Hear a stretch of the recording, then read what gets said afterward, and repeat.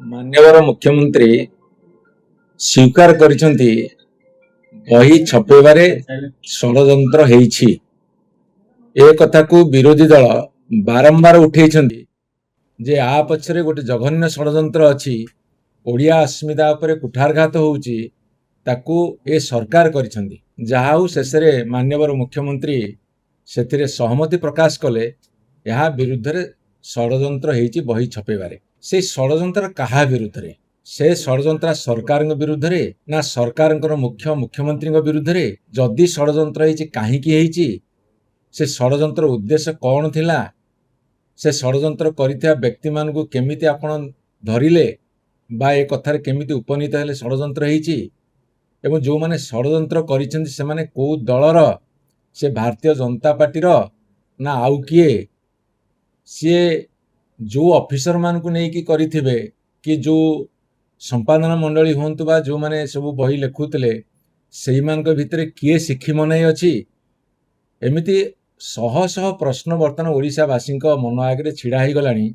जो कथा संदेह करुले जे या पछरे गोटे गभीर षडयंत्र अछि एवं माननीय मुख्यमंत्री तो स्वीकार कर सारे षडयंत्र अछि। से षडयंत्रकारी किए कहा विरुद्ध रे हेइतला, कौन पे हेइतला, किए किए करिथिले, जदि करिथिले ताहले तांकु को भलिया शास्ति दिया जिवो ए समस्त कथार खुलासा करिवे कि?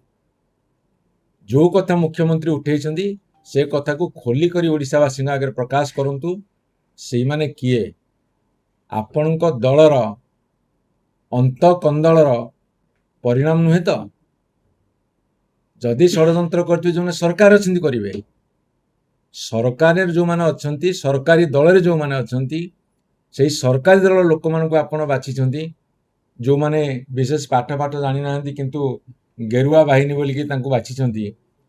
सेही मानकु किए लगे कि षडयंत्र करी काहाकु बदनाम कले आपण से कथा सारा ओडिशा वासी आगे खोली करी तथ्य रखंतु एवं जो कठोर कार्यानुष्ठान नवा कथा नियंतु।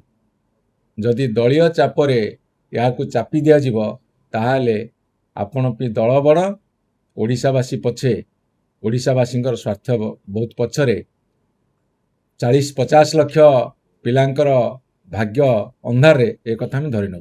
आ गोटे प्रसंग होची जे विधानसभा कमिटी 3 मास हला गठन हलानी।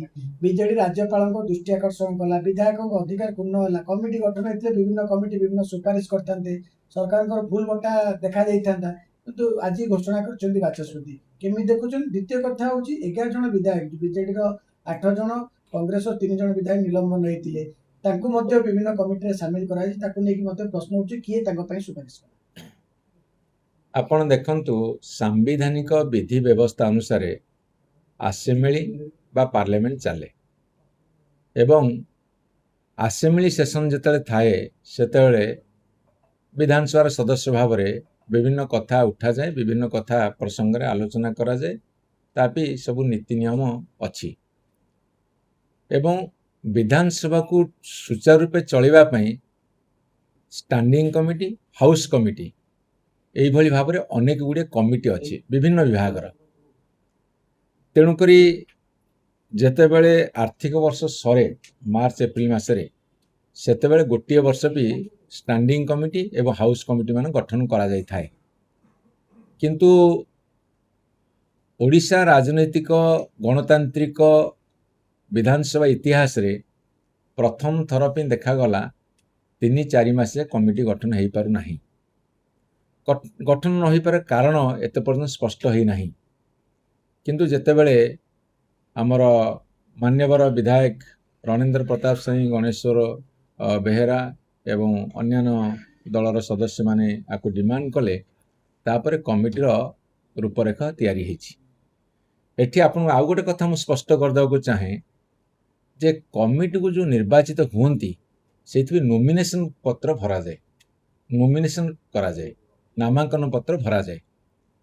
तेणु वर्तमान आपन जो प्रश्न रखुछंती किए को कमिटी गला, केमिति गला, किए कहा भी नॉमिनेशन कला, नॉमिनेशन रे किए दस्खत कला, किए प्रपोजर हैला, किए सेकेंडर हैला, किए प्रस्तावक हैला, किए समर्थक हैला, सेटा जेतेबेले जणा पड़िबो जे जो बीजेडी 8 एवं कांग्रेस 3 जन ସସ୍ପେଣ୍ଡେଡ୍ ଏମ୍ଏଲ୍ଏ ମାନେ ଅଛନ୍ତି ସେମାନେ କୋଉ ଦଳରୁ ଗଲେ, କାହିଁକିନା ମୋ ପାଖରେ ଏତେ ପର୍ଯ୍ୟନ୍ତ ଖବର ନାହିଁ ତାଙ୍କ ବି ନୋମିନେସନ୍ କିଏ ଦେଲା।